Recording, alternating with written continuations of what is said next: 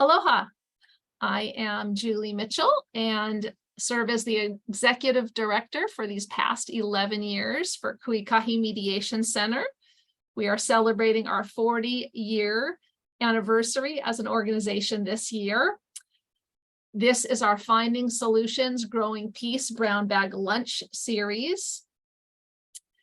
As I mentioned, we were founded back in 1983. We were first a program of the island of Hawaii YMCA, and we became our own independent nonprofit in 2006.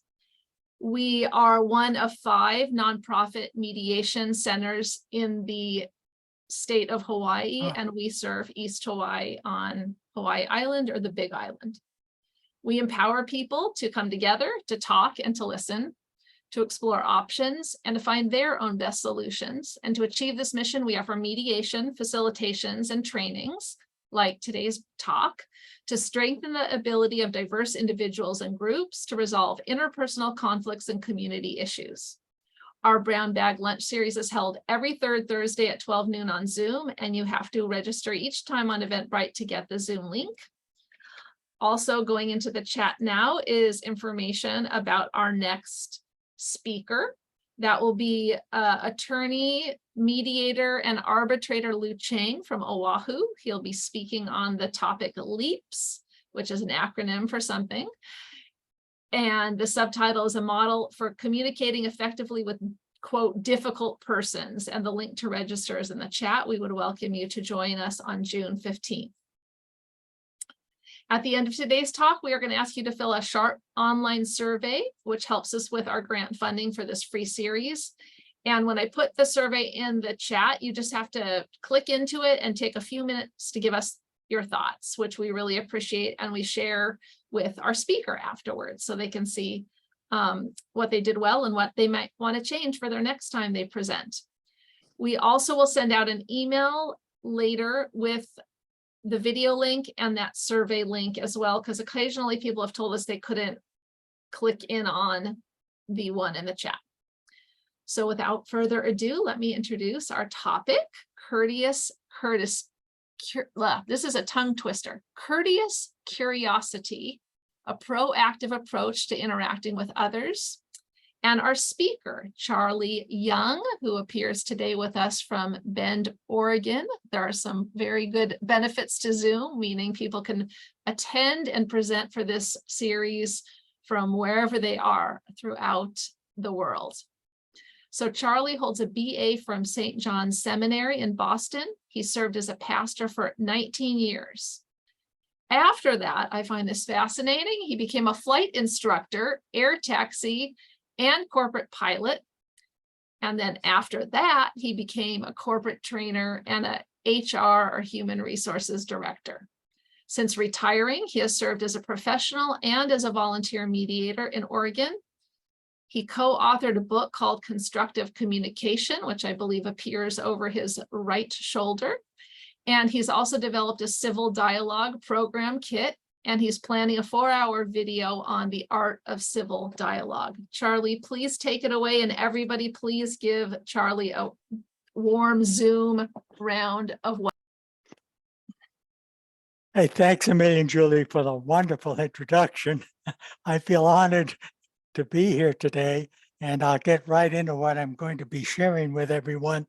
And one thing I'll bring out right up front is I illustrate a lot of what I'm going to say with stories and analogies, because most of my life I've been teaching people in various ways.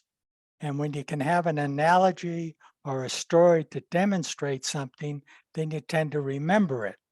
And it's when I was taking meteorology training as a pilot, the clouds didn't make sense to me until I knew why they formed in this way.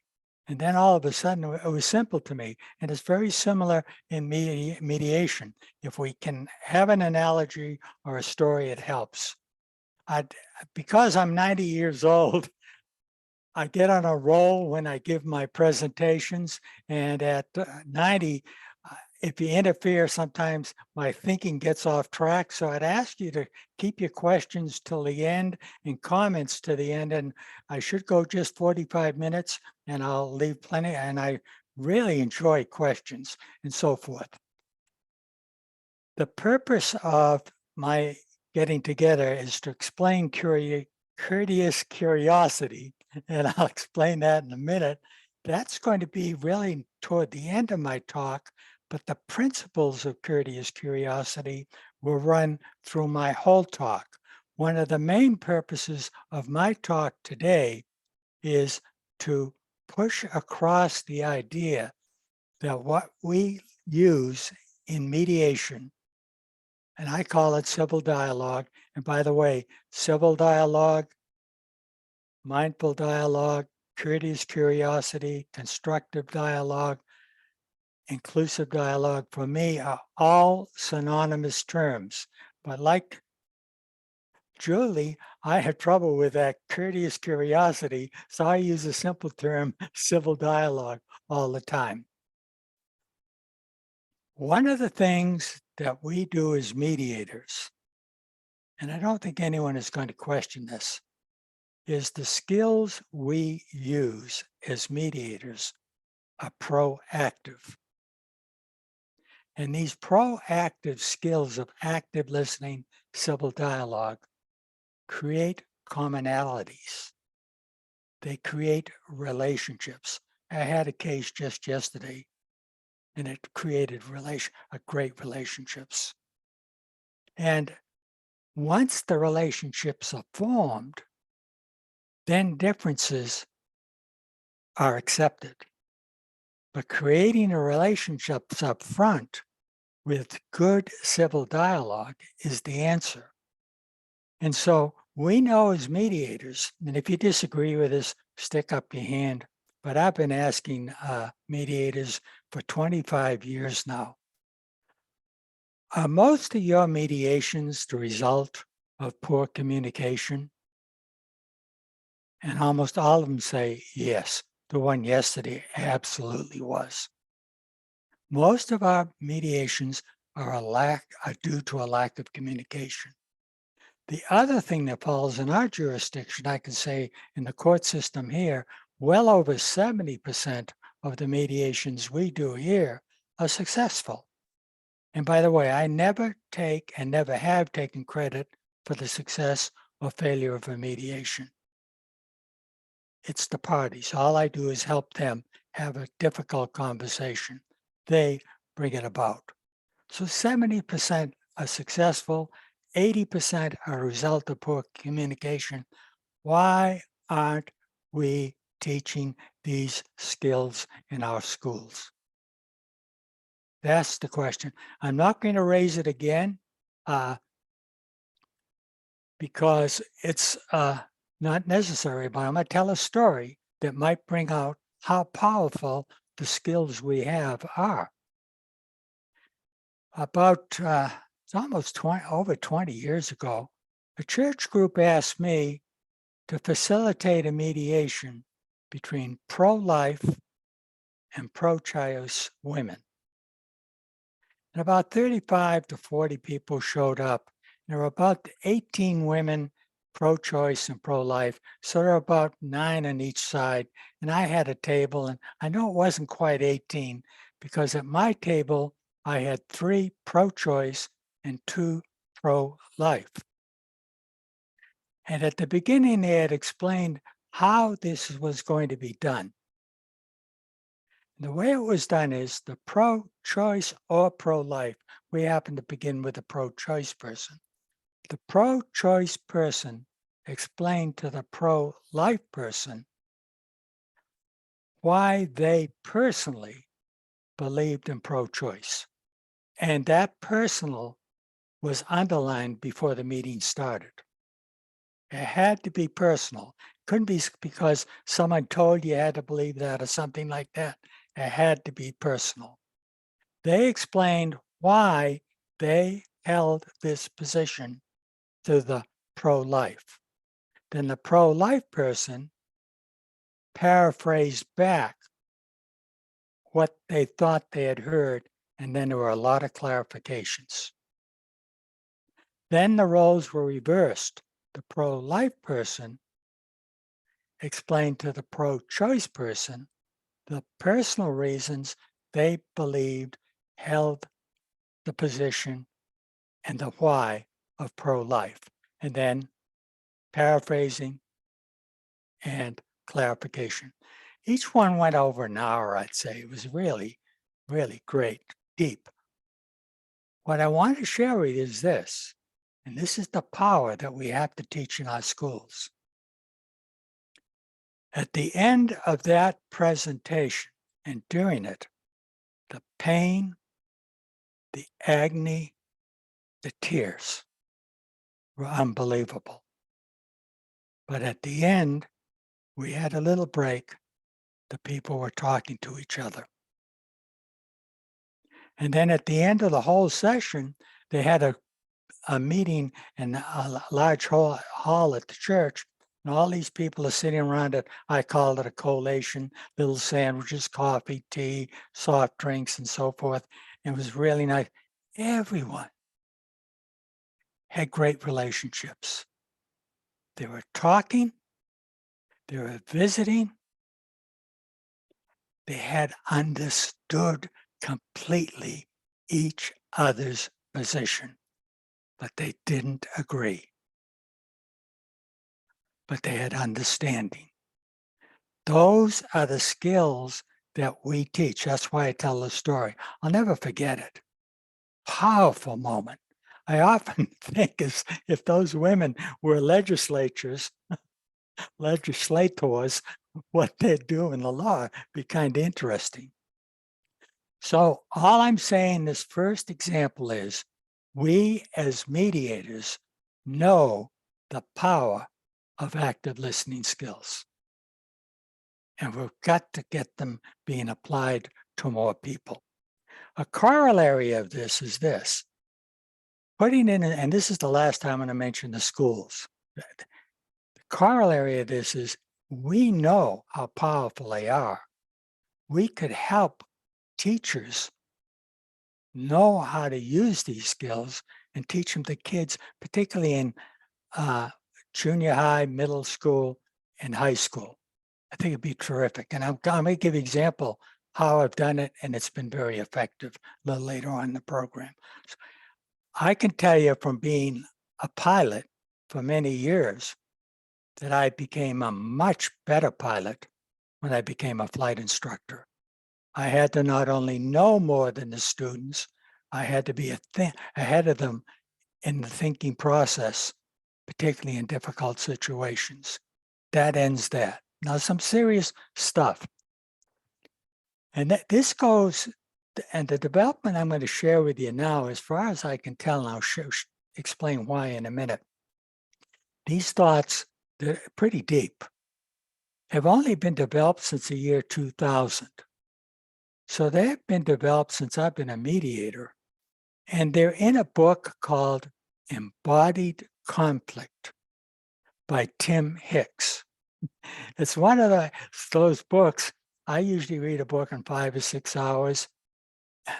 A page of this book might take me a half hour to an hour to read. It's that deep. But a third of the book are all footnotes. And I looked up a lot of the footnotes, and most of them that pertain to what I'm going to share you right now have been written since the 70s, this research. So it's kind of important. So here's what it is. And it has a lot of connotations for not only teaching this, but also we as mediators. And I'll give you a perfect example in a few minutes of a role play I was in just 5 weeks ago. The theory goes like this. And by the way, it's in the first chapter of my book, and I tried to put it in simple, concrete terms. I don't know whether I got it done or not, but I did my best to get it in there. The thought is this: our experiences in our early life, up to maybe 7, 8 years old, and now research seems to indicate even during conception, become part of the way we experience reality. is the way we see reality. And these perceptions, the way we perceive reality, are covert and overt. And I'm going to give you examples in a few minutes of my life. I'm going to bare my soul here in a few minutes of how they affect me. And they're really part of the way we perceive reality. So in a mediation, give an example. I don't consider mediators neutral. Never have. Mediators are co-partial. Our job is to maintain a difficult conversation. We're helping people have a difficult conversation. Our job is not just sit back and when it gets not level, it's not a level playing field, it's an unbalanced level field, such as, I'll give an example, a real bully is in there and is taking over the mediation, and the other party is kind of caving in and not really participating. We have to step in and have a caucus with a bully and explain what's happening. He's not giving the other person a chance to respond and to have that difficult conversation. Why I bring that up now? It could be a covert. He's not even aware that that's the way he perceives how to act in reality. Recognizing that really helps. So another byproduct of this is this, and this is my personal opinion, and at the end, take a note, you might want to ask some questions on it, is if what this theory is true, what we call prejudices might not be. Prejudices of the word very nature, going back to my Latin training, means a prejudgment. If this is the way I perceive reality, is it a prejudgment?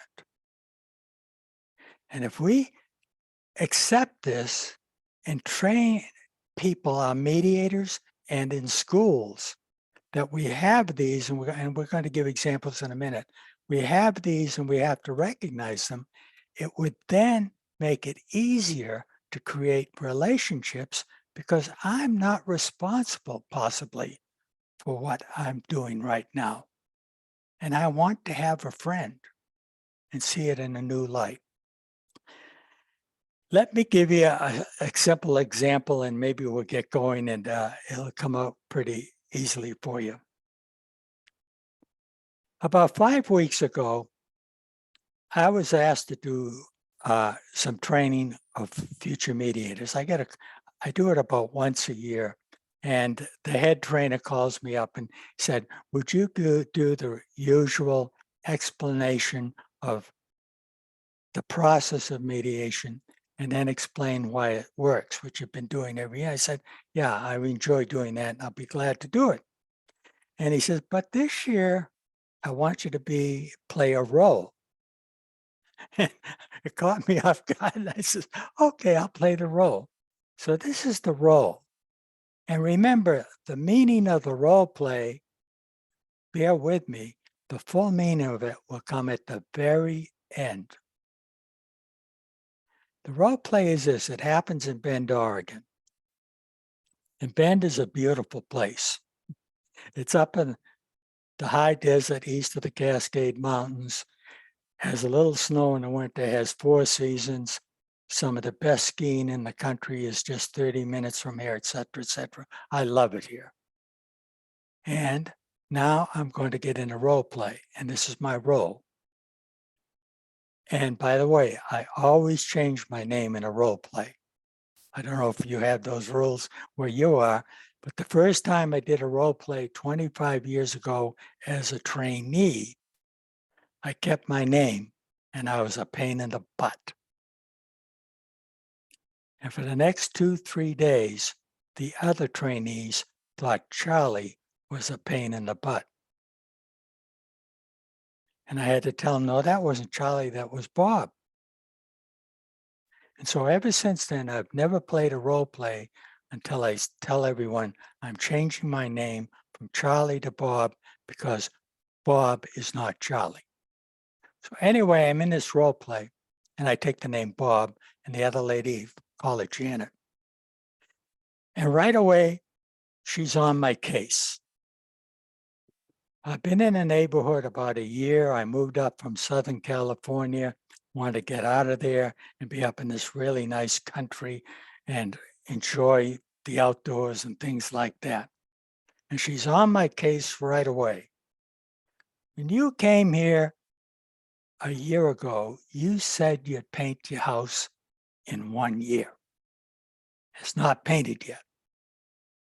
And so we talked about this, worked it out. Finally, I said, the house needs to be painted. I'll paint it. Then it came up about my hot tub parties on Friday and Saturday nights. Loud, so forth. Really angry. We worked that out. Then it came up to my dog. My big dog is pooping in her lawn. We worked that out by putting up a fence. Electronic fence, invisible fence. Dog wears a special collar. Dog will never leave my lawn. All over with. And then we were, at the end, we're talking and we said, why don't you get involved with the neighborhood association? We meet on Sundays and we've been talking about this. And I said, sure. Where do you meet? Oh, down at Joe's breakfast on Sunday morning about 10 o'clock. Could you be? Yeah, I'd be glad to. And then we shook hands and the media then says, do you want me to write this up? And we both looked at each other in the eye and said, no. Shook hands. We're good neighbors. End of mediation. One of the young, this is where we learn a lesson. One of the young trainees came up, had to walk around the tables that were lined up in front of where we were giving the presentation, came up right next to me and said, that wasn't a mediation. You gave in on everything. She was really angry. And the head mediator explained to her, mediators, they just go with what the people say. They make the decision of how to resolve this, so it's their decision. And they'll abide by it because it's theirs. Still angry. Just really upset. He gave in on everything. So I raised my hand. I said, I got everything I wanted. The house needed to be painted. I was embarrassed with my dog pooping on her lawn. And those parties, we worked that out beautifully. They'd be ended by 9:15 Friday and Saturday, and she was happy with that. But what I got was a neighborhood of peace. I created a friend. I was recognized as being invited to go to breakfast with the rest of the people in the neighborhood. I got everything I wanted. That's what we're talking about when we talk about common understanding and what we have to teach in our schools. I just mentioned offhand, but that's what happens in mediation. We come to common understandings, and out of these comes normally some type of resolution. Now that I told you I was going to explain it, covert and overt. I'm going to give you a covert. Remember what I mentioned a little while ago from Tim Hicks' books, Embodied Conflict, that we perceive our experiences in our early life become how we perceive reality. During that role play, I can't tell you why. I really got into the role, and Janet really got in the role, and she pushed a button, and I was ready to tell her where to go. in no uncertain terms. But I don't know why. I don't know whether I was angry or I saw it as just something happened in my past life. I don't let women talk to me that way. I don't know. But I had, just like emotions in my book, I had to identify the button was pushing, and I can feel it up here. I don't know if you can when you have them. And I had to say, Charlie, what are you going to do with it? And I handle it fairly well. We got through it, and she never even knew the button had been pushed. That was the covert. Now I want to give you the overt. And this one it really has affected my life, and maybe there are other things in my life that affected this. When I was a little kid, 5 years old, and I know it was 5, it was 1938, and I was born in 33. My Uncle Tom was a Commodore of the Boston Yacht Club. And he had a beautiful 42-foot schooner. Pictures of it are back on the wall here, right up there. And our house was on a bay south of Boston, and he moored it during the summer months in front of our house. And a Captain Gray. And Captain Gray maintained that boat meticulously, and it was the pride of my uncle. He was so proud of that boat. And every day at exactly sunrise, Captain Gray put up the ensign, the flag, and fired a cannon. Same in the evening. Sun went down, cannon went off, ensign U.S. flag came down. And one day I'm sleeping, but at breakfast my mom mentions it. The cannon didn't sound right. And a little while, and then my dad left breakfast, went to work, and was finishing up breakfast. And Captain Gray comes rowing ashore in a little dinghy, pulls the dinghy up the boat, knocks on the door, says, "Can I use your phone?" In those days, there was a little phone right in the dining room. You know, it was a party line. We only had one phone those days. And he says, "I got to call Mr. Alcock, Mrs. Young. Can I call her? Can I use your phone?" She said, "Sure." So he gets my Uncle Tom on the line. He says, "Mr. Alcock, I got to tell you, had something happened to that cannon today, it blew the stern of the boat away. It's gone. Luckily above waterline." So they're talking back and forth what they're going to do and so forth. Finally, he hangs up and he turns to my mom and says, "Do you know what Mr. Alcock told me? To hell with the boat. How are you?" You never forget it. People come first. That's overt. And we all have the overt. We can identify them. But a lot of the coverts we can't identify. So that's the buttons. And I have another story on my mom, but we don't have time for it. So I'm going to get to Courteous Curiosity, which ties it all together. I recently read a book on the relationship between Reagan and Gorbachev. And if anyone used the skills we used, those two did. And I like to share with you. They were very courteous with each other. Couple of things happened here. First of all, in Courteous Curiosity, and they used it, they used good judgment when they spoke to each other. Absolute courtesy. And they had respect for each other. And they were very mindful of each other. So when Reagan talked to Gorbachev, he's mindful of how Gorbachev sees him, and Gorbachev was mindful of how Reagan saw him. And another third dimension that I feel is very important is I have to be mindful of what they think of me. It's my mindset, not theirs.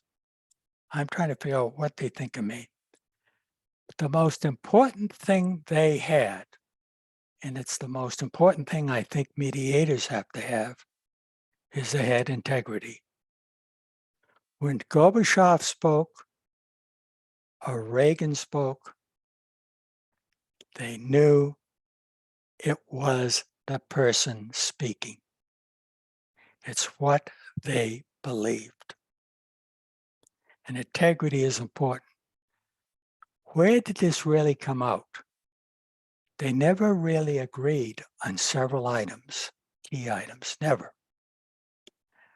But when Reagan said at the Berlin Wall, Gorbachev, tear down this wall, they were still friends because they understood each other. And that's what we're trying to teach in our mediations. Understanding to come to common consensus. I wish both had been around longer than they were. The last point I'm going to bring out is, and very quickly, something very practical that can be used by you or me, and I've been using it since the 70s. It's called the block game. I'll just share the block game very quickly with you, and I told Julie if sometime you would like to hear it, if you mention it. My wife has told me she'd be glad to play it with me in one of these Zooms. The block game I've used with adults in 70s. I've taught it in a year at a juvenile detention center. I've taught it in a alternative school where kids are there because they can't make it in an ordinary school.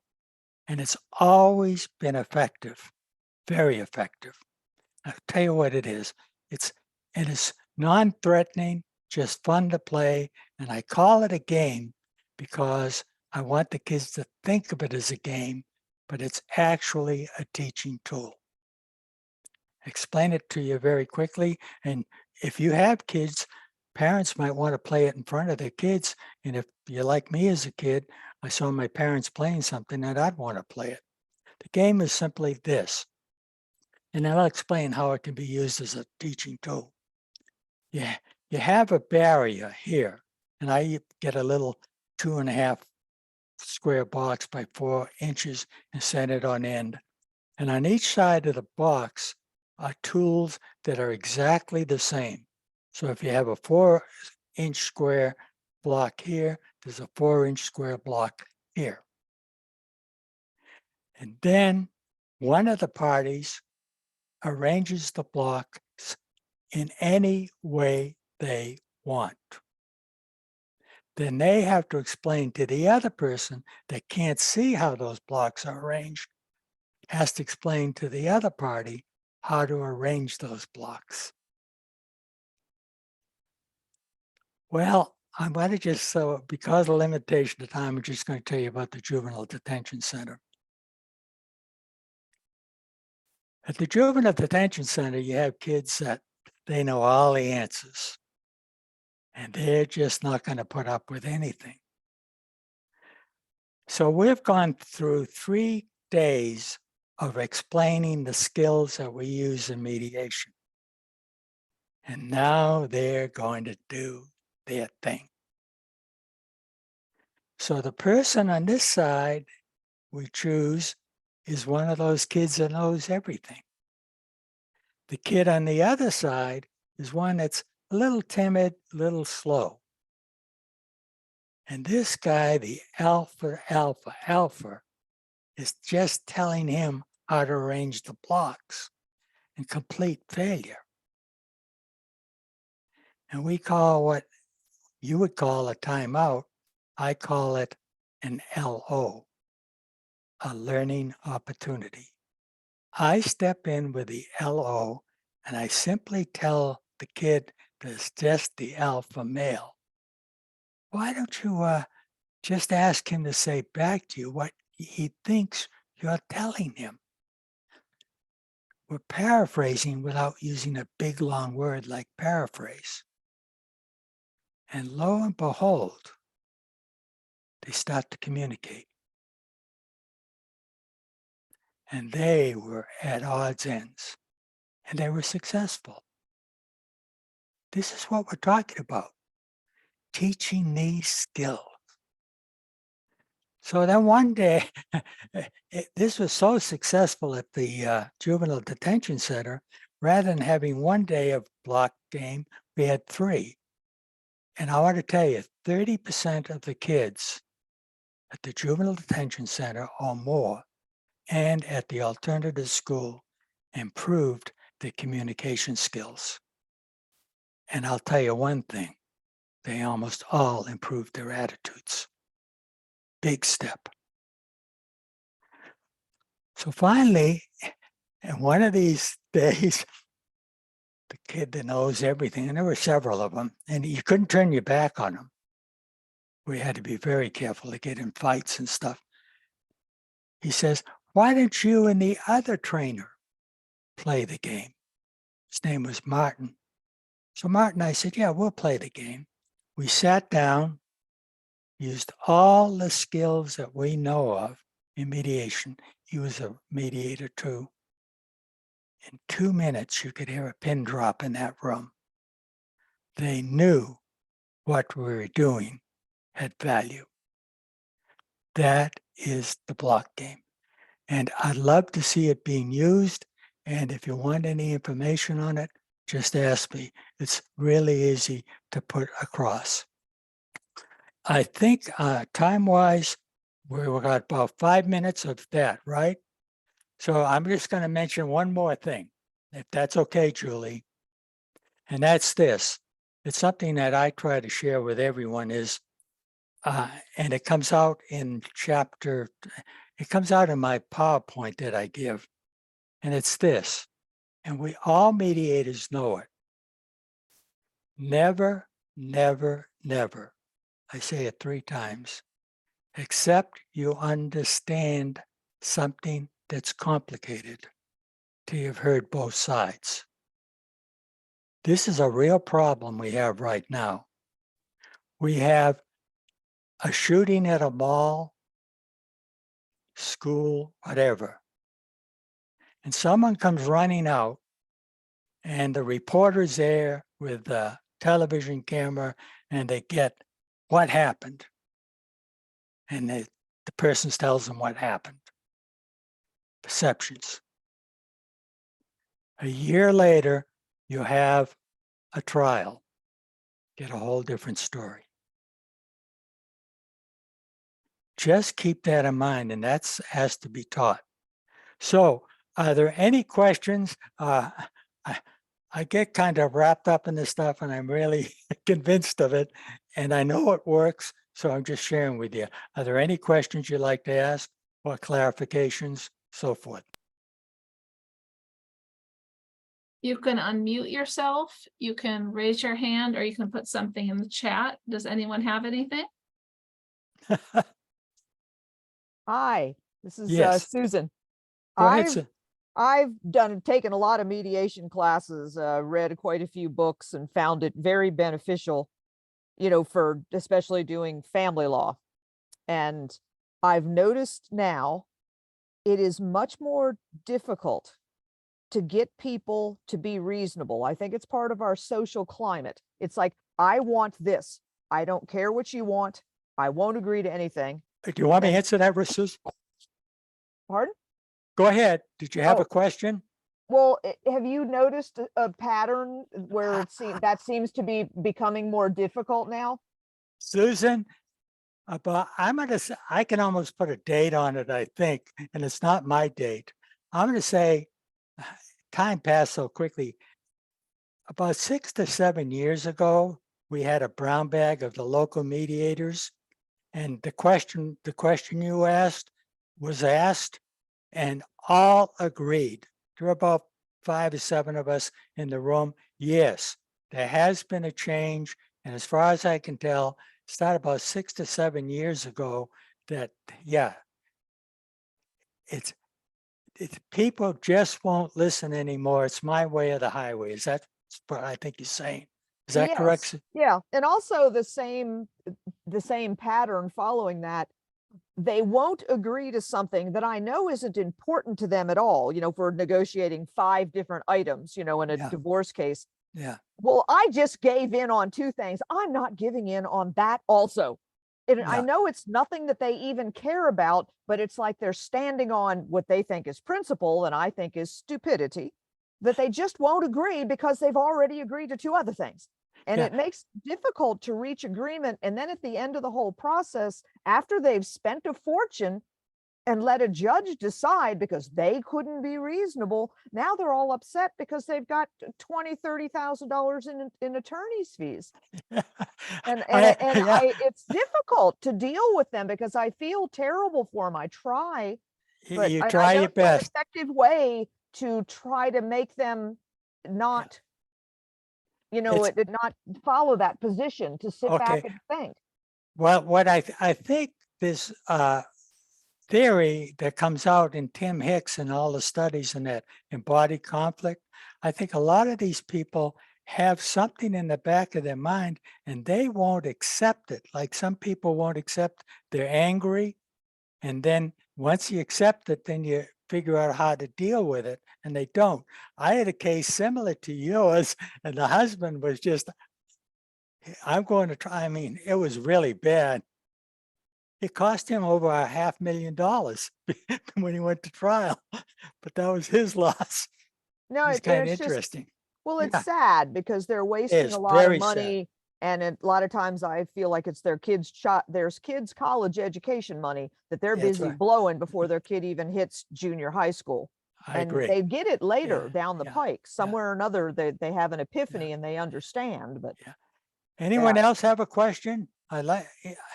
Anything I said that you don't agree with or want clarification on? I have a question, Charlie. Go ahead. Thank you so much for the presentation.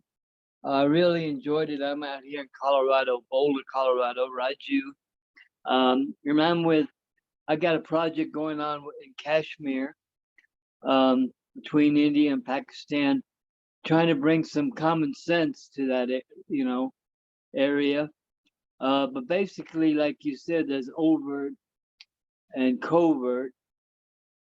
And we're finding that some of the covert issues between the 2 countries have to do with something that happened in 1947. Yeah. When there was 2 million people displaced and killed. Yeah. Just a huge tragedy, and people thinking about those things. Mhm. And interestingly, Marvel made a cartoon program called Miss Marvel Yeah. that Yeah. revisits back to that area. Yeah. So it's able to come up to the surface so people can actually remember it. Now there's also another project going on where people are coming in and retelling their stories from those days. Yeah. So Raju, yeah. I got a question for you. My question is, how would you address situations that are like that, intractable, that have been going on for some 100 years, older than you? Yeah, and what we do in mediation is we try to get people to think of the future rather than the past. And that's not easy to do, to recognize with them. The other thing that I believe in very strongly is if in some way we can be very empathetic with their past and let that empathy show through, that might help. But you're asking a really tough question, and others might have answers for it too. But I want to refer you to something that you might not be aware of. Are you aware of the YCM group in India? I am not. Okay. I just want you to be aware that it's a group in India that is doing what I'm trying to do here. It's a youth committed to management and mediation, managing mediation. And they're setting up centers in schools throughout India to teach the skills that we have. And if we can get the skills, if we can get the skills going on the kids level, then the perceptions they form and they create relationships, which I mentioned right up front, is it creates commonalities and so forth. Then you can accept differences. I think that's where we're going to have to go. Okay, Right to well, the I'll be school in touch level. with you. I'll be in Huh? touch with you. I'd like to be in touch with you about the Indian group, and Yeah. maybe we can collaborate. Okay. And Julie has my email and she'll share it with you. Are there any other questions, comments? In the chat, we have a question saying, how many blocks do you use for the block games, Charlie? Oh, I'm sorry. Got wrapped up. I forgot to mention. It varies. I use up between 8 and 10, maybe a dozen blocks. And for older people, I use smaller blocks. For big kids, yeah, a grade school, if they want to play the game, I have blocks that are fairly large. 3 inches by 2 inches by 4 inches, something like that. But for adults, I have thinner, smaller blocks. And if I ever play the block game and you want more information on the block game, email me and I'll send you a whole explanation of it, because you can play it in various ways and simplify it. Okay. Any other questions? That was easy. Well, I have a couple, some, Charlie, I have a thought for you is, Yeah.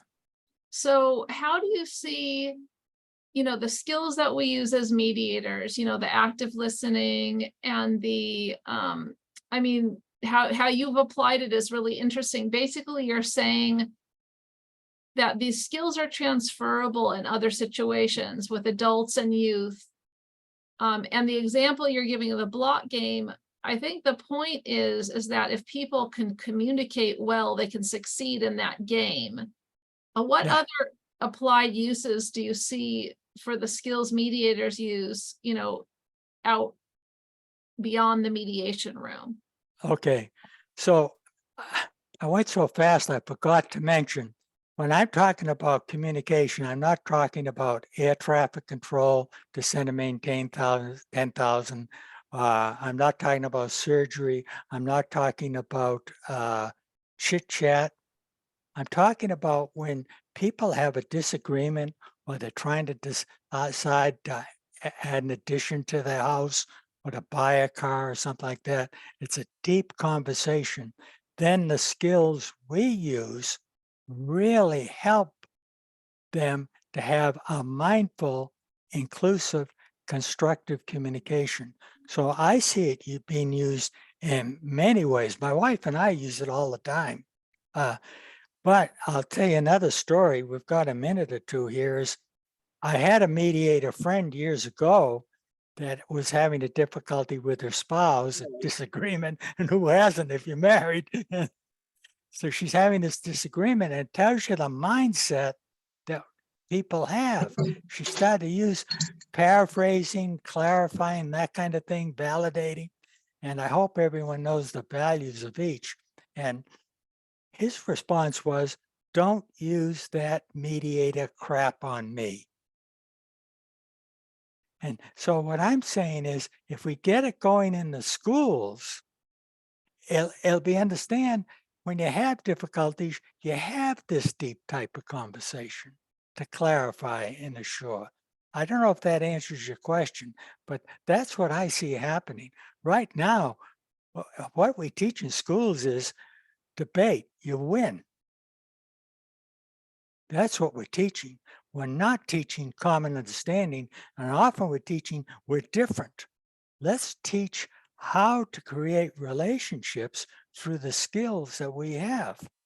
And, I don't know how many of you have had transformative mediations. The one I had yesterday at the courthouse was transformative. The people are disagreeing. They come in angry, but they leave friends. they're transformed. That's our goal. And that should be the goal of schools, to create relationships between the students so they learn how to work together. I get wrapped up in this, and I hope I'm not coming on too strongly, but I really am committed to this. Any other questions, comments? Anything Charlie, else? how is your spiritual pastor position? How does that influence your the way you see the world? A lot, naturally. It affected how I see the world a lot because I'm a person of faith. And for me, and anyone can do it. I meditate I meditate every day for strength. And that's really important for me. And I don't think you have to be a person of faith to have deep meditations. Does I that help you at appreciate all? Absolutely. Yeah. And have you heard of compassionate communication? I have, but I don't know much about it. It's a certain style of communicating that considers the other person and invokes empathy and understanding between people. And Yeah. that, you know, I've been saying this for years. I don't understand why we don't just teach that in schools. And I think it's just interesting. I think America is kind of we're a little bit egotistical. It has to go A somewhere else. little? Yeah, it has to go somewhere else and then come back here before we actually see the value of it. Yeah, we put the emphasis in our education and our philosophy in life as being very egotistical rather than being thinking of others, of the common good. The common good often suffers because we're so centered on ourselves. And that's what this type of communication brings out that you're talking about. And what I'm talking about is you're mindful of others and where they are, and you want a good relationship with them. Because when you sum it all up, it's all about relationships, isn't it? It really is. And that's what we're trying to form. And that's what but the mindful, constructive, civil, courteous curiosity, inclusive communication, they're all synonymous. That's what it does. And we got to get this message out. That's all. But- And who better than us? Go ahead, Raju. No, thank you for that answer. And Yeah. just we're looking forward to having more come back for another round. Yeah. On another topic, and I really enjoyed listening to you. Yeah. And I don't know how many of you have been trained on the process and why it works. And that I'd like to do that sometime, but we'll leave it up to Julie. Any other questions, comments, and so forth?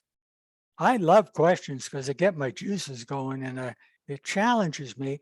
And I'll share one other thing before we hang up here is I learn more from you in a question and answer than you learn from me. I never leave something like this without learning something from a different point of view. It's like looking at a diamond. You see it from a different perspective than I do. And now I see it from your perspective. Then someone else sees a different perspective, and it deepens your knowledge of what we're trying to do. And that's critical to me. Julie, I think we're about out of time. Yeah, so well, you know, I always like to provide helpful things in the chat. So I put the names of the books into the chat. I see Chuck, thank you, put a link to the embodied conflict title. Also, I Googled the YCM India group, and I also put that into the chat, as well as the compassionate communication, which I understand is the new name for nonviolent communication. So I put that in the chat. And then also the link to our survey, because we really would appreciate it if you could fill that out for us. And I'll oh, make one comment. yes. I don't, Embodied Conflict is really expensive book. I think it's about 35 bucks. Paul, get it from the library. I get books from my library from all throughout the United States, and especially when they're expensive. Just a thought for you. Absolutely. Support libraries, support independent Yeah, bookstores, yeah. do it all. So you, just to let you know, we will be sending out the link to this video along with another opportunity to click into the survey if you can do it today. And just while it's fresh in your mind, that's always the fastest and the best. Again, next month on June 15th, we will have Lou Chang from Honolulu speaking on LEAPS, a model for communicating effectively with, quote, difficult persons. I think most of us working in this field think maybe there's not difficult people, but difficult behaviors, or everyone could see some of our behaviors as difficult. And LEAPS is an acronym, just to wet your whistle a little bit. Let me see if I can find it very quickly. Okay, it stands for, so it's LEAPS, listen, empathize, ask questions, problem solve, and speak respectfully. It's a model that was developed by psychologist Bill Crawford. So I think that will prove to be quite interesting next month. So thank you so much, Charlie, for speaking with us today. Thank you, everybody, for being with us today during your lunch hour. And we will see you. Whoops. Yes, that's the timer going off. We will see you next month. Thank Aloha. you. Thank you, Adios. Charlie. Thank you.